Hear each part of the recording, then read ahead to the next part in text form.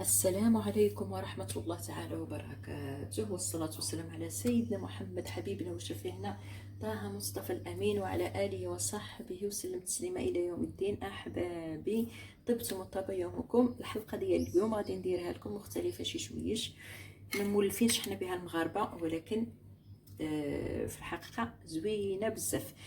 كليتها في بعض الدول العربية وعجبتني بزاف بزاف من داك الوقت، وانا تنصوب البدنجال، يعني البرانيه الدنجال بداك الطريقه. هذه سميتها المتبل عند السوريين واللبنانيين. هذا متبل مزيون بزاف. شنو تنجيبو؟ الدنجال تنشويوه صافي، الدنجال تنشويوه. المقادير: ريز ديال الثومه كنحكوها فوق هذا الدنجال، ها هي صافي، ها هي دي ثومه خضراء صافي، ها هي. نضيفوا عليها ياغورت مسوس، ياغورت كيف ما كان دانون، كيف ما كان مسوس، او زبادي، ولا كل واحد شنو عنده. حنا في المغرب عندنا دانون وهما عندهم الزبادي، كل واحد شنو عنده. وكنضيفوا الطحينه. الطحينه هذه الطحينه هذه كتباع في الدول العربيه وداكشي، وكتباع حتى هنايا عندنا في مرجان، في كل شيء تتباع. هذه عباره على الزنجلال مطحون بدون سكر. الزنجل وبامكانك تطحنه في الدار، الزنجلال بدون سكر. هاد المقادير هي اللي كتكون عندنا حاليا، كنديروهم هادشي كله في آلة وتنطحنوها. كل واحد كيدير على حسب العائله ديالو.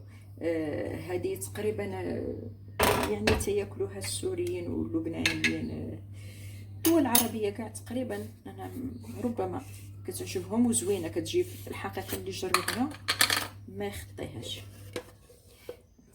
كنضيفوا عليها هذا، هي هاد شويه ديال المتبل، طحينه رائعه في الحقيقه. هذه جنجلال مطحون، السوبر ماركت كلهم تيتباعوا فيها. وهذا ياغورت او زبادي او الرايب، اذا كان عندنا رايب مسوس ولا هذا كنضيفوه عليها وكنطحنوا صافي.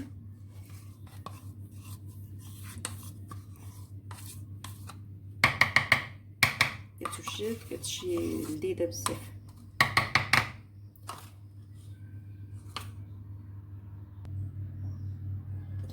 هي تطحنات. احبابي عشاق الدنجال، ثقوا بيا، ها هي وجدت، كتجي لذيذه بزاف بزاف بزاف.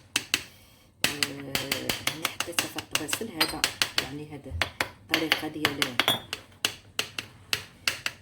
الشكل ديالها النهائي هكا كاين صافي. كنرشوا عليها شويش ديال الزويته بلديه، زيت الزيتون، حتى هما الاخوان السوريين كياكلوه. كتجي رائعه. انا من اليوم ما كليتها بديت كتعجبني دائما. تيزوقوها باوراق النعناع،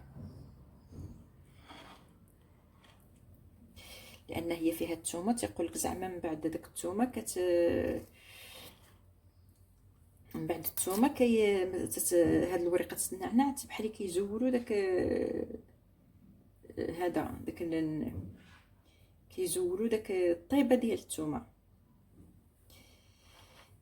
تيعصروا الحامض. كتجي رائعه، ثقوا بيا، مزيونه بزاف. تحياتي لحبيباتي اللي في الدول العربيه كلهم، وحده بالاسم ديالها. كنسلم عليكم من المغرب كلكم نتوما وليداتكم، الله يحفظكم، الله يجعلنا نصوم رمضان ان شاء الله بالمغفره والتوبه وبالاجر. يلا حبابي، بالصحه والراحه، حاولوا تجربوها. عشاق الدنجال جربوها، راها تعجبكم. بالصحه والراحه.